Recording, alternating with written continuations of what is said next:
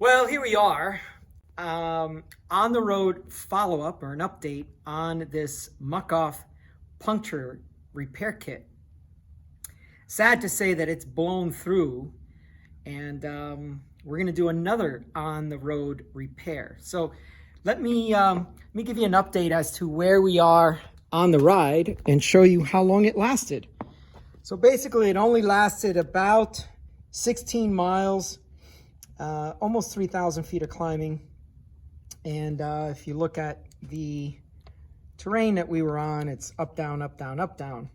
So what I've done for expedience sake is I have already set up my puncture plug.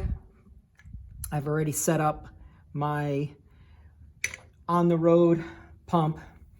And what we're going to do is, you can see it right there. That's the hole. So you stay there. Now, what I'm going to do is I'm going to let out some of this air. And I'm going to chalk this up to maybe I didn't do it right. And maybe I didn't put this plug as far in as they suggested. So we're going to do it again. And I'm having trouble finding the exact hole. And I really don't want to make an extra one. But maybe that's what I'm doing. Maybe I'm just creating an extra hole. But anyway, we're going to push this back in. And they said halfway in. So I'm going to go a little further than halfway. And I'm also going to do a few more twists. And I'm going to hold it and pull it back out. And I don't know. We'll see if that works. I did not want the tire to become unseated from the rim, but didn't have much of a choice on that, because this particular tire,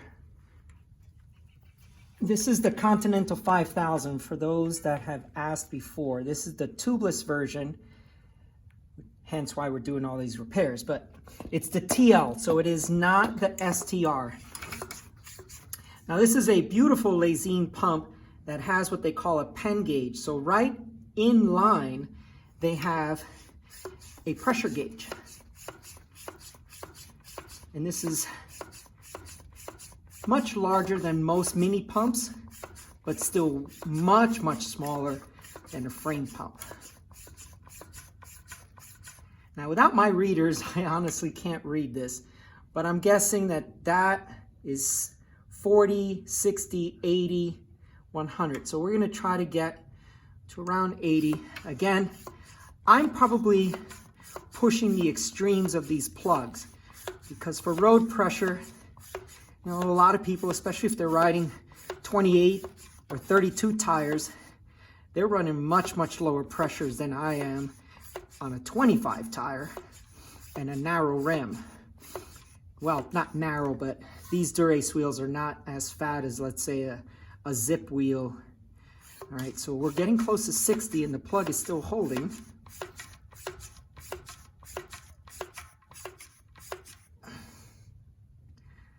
So that's 60.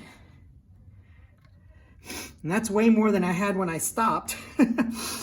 So let's see. Because I always want to test things.